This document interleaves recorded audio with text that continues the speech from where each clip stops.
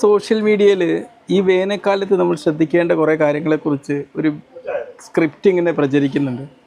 അപ്പോൾ എന്താണ് അതിൻ്റെ വസ്തുത എന്നുള്ളതിനെക്കുറിച്ച് കുറച്ച് പറയണമെന്ന് തോന്നി.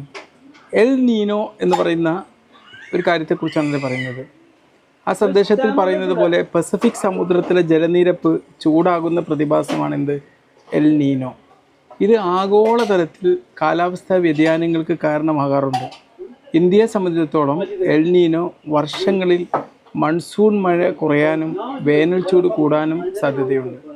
എന്നാൽ ഇത് പെട്ടെന്നൊരു ദിവസം വന്ന് ജീവൻ കവരുന്ന ഒരു പ്രതിഭാസമൊന്നുമല്ല, ഒരു അപകടാവസ്ഥ ഒന്നുമല്ല, മറിച്ച് മാസങ്ങളോളം നീണ്ടു നിൽക്കുന്ന ഒരു കാലാവസ്ഥാ മാറ്റമാണ്. അത് നമ്മൾ മനസ്സിലാക്കാം. ഓക്കെ, നമുക്ക് നിലവിലെന്ത് സാഹചര്യം എന്ന് പരിശോധിക്കാം. 2024 തുടക്കത്തിൽ എൽ നീനോ വളരെ ശക്തമായിരുന്നു എന്നത് സത്യമാണ്. എന്നാൽ കാലാവസ്ഥാ നിരീക്ഷണ കേന്ദ്രങ്ങളുടെ റിപ്പോർട്ടുകൾ അനുസരിച്ച് നിലവിൽ എൽ നീനോ ദുർബലമായി കൊണ്ടിരിക്കുകയാണ് എന്നതാണ്. വരും മാസങ്ങളിൽ ഇത് മാറി ലാ നീന എന്ന അവസ്ഥയിലേക്ക് മാറാൻ സാധ്യതയുണ്ടെന്നാണ് പ്രവചിക്കപ്പെടുന്നത്. ലാ നീന വന്നാൽ ഇന്ത്യയിൽ നല്ല രീതിയിൽ മഴ ലഭിക്കാൻ സാധ്യതയുണ്ട്. സന്ദേശത്തിലെ ചില കാര്യങ്ങൾ ശരിയും തെറ്റും നമുക്കൊന്ന് പരിശോധിക്കാം. ഒന്ന്, ചൂട് കൂടുന്നു എന്നുള്ളതാണ് ശരി, വളരെ ശരി തന്നെയാണ്. ഏപ്രിൽ മെയ് മാസങ്ങളിൽ കേരളത്തിലെ ചൂട് സാധാരണയേക്കാൾ കൂടാൻ സാധ്യതയുണ്ട്. അപ്പോൾ ഹൈപ്പർ തെർമിയ, ഹീറ്റ് സ്ട്രോക്ക് തുടങ്ങിയ സാഹചര്യങ്ങൾ ഉണ്ടാകുന്നത് നമുക്ക് തള്ളി കളയാൻ പറ്റില്ല. കഴിഞ്ഞ വർഷമൊക്കെ ഈ ഹീറ്റ് സ്ട്രോക്ക് ആയിട്ടൊക്കെ ജോലി ചെയ്യുന്ന കുറേ ആൾക്കാരൊക്കെ വന്നത് എനിക്കിപ്പോഴും ഓർമ്മയുണ്ട്. ആ ഒരു സാധ്യത അവിടെ നിലനിൽക്കുന്നുണ്ട്. പിന്നെ ഒരു നിശബ്ദ കൊലയാളിയായിട്ട് ഇത് പ്രവർത്തിക്കുന്നു എന്നുള്ളതാണ് അതിൽ കൊടുത്ത ഒരു മെസ്സേജ്. അത് വളരെ അതിശയോക്തിയോടെയാണ് ഞാൻ കാണുന്നത്.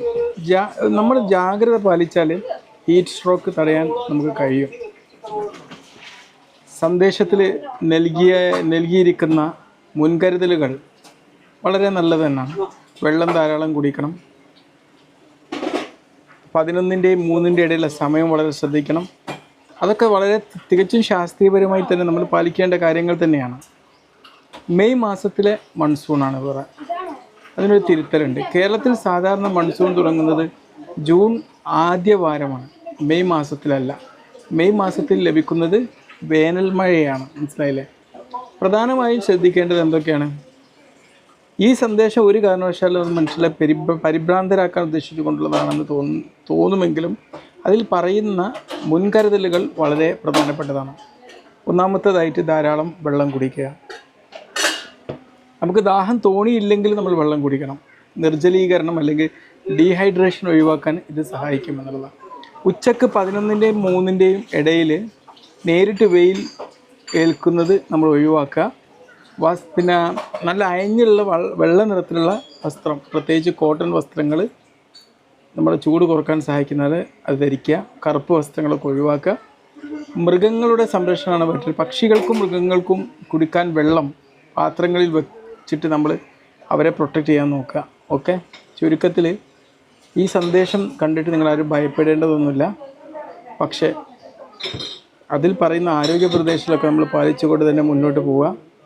നമ്മുടെ ജീവിതത്തിലെ സുരക്ഷയാണ് നമുക്ക് വേണ്ടത്. പിന്നെ നമ്മളെപ്പോഴും കാലാവസ്ഥാ വകുപ്പ് നമുക്ക് മുന്നിൽ വെക്കുന്ന ഔദ്യോഗിക അറിയിപ്പുകൾക്ക് മാത്രം മുൻഗണന കൊടുക്കുക. Okay, by.